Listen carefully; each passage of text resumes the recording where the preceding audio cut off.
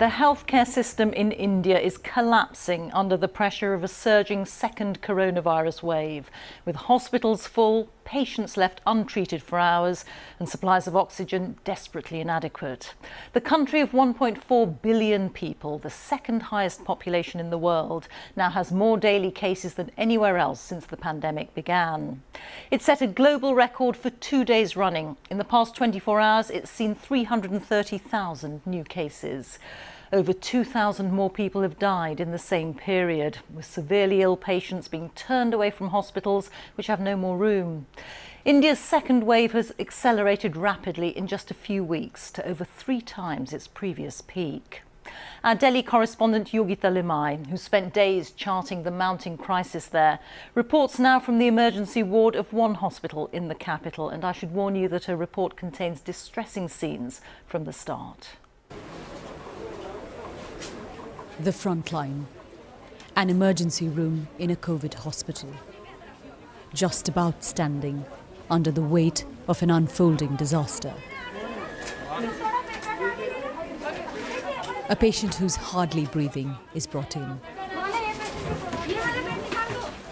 As nurses try to get him to respond, there's another person, even more critical.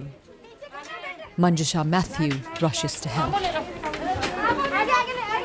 So many like her are putting in all they can. They couldn't revive him. To get past the shortage of beds, they've packed in stretchers, wheelchairs, as many as they can. But the first line of treatment against COVID-19 is oxygen. And they've almost run out. At this point, there is just 1 hour of supply left. The staff knows how many lives hang in the balance.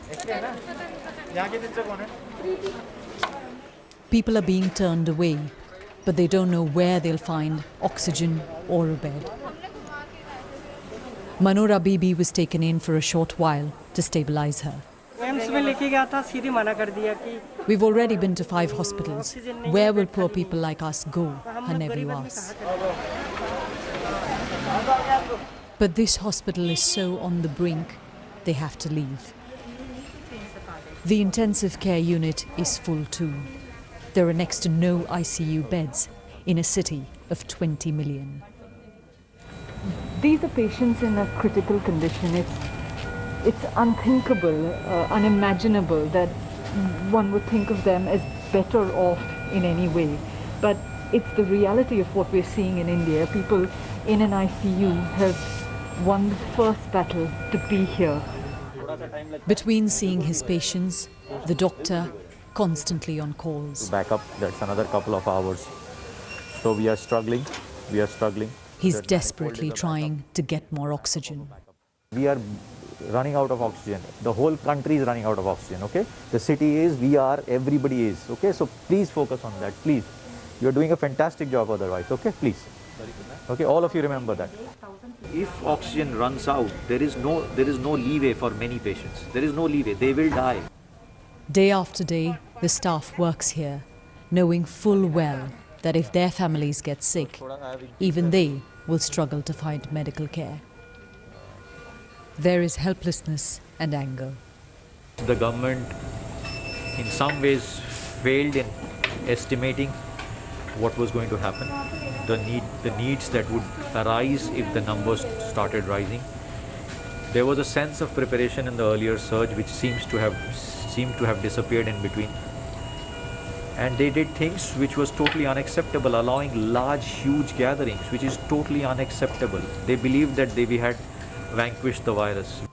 Some oxygen arrives a bit later, but it can only last a few hours. Then the struggle begins again.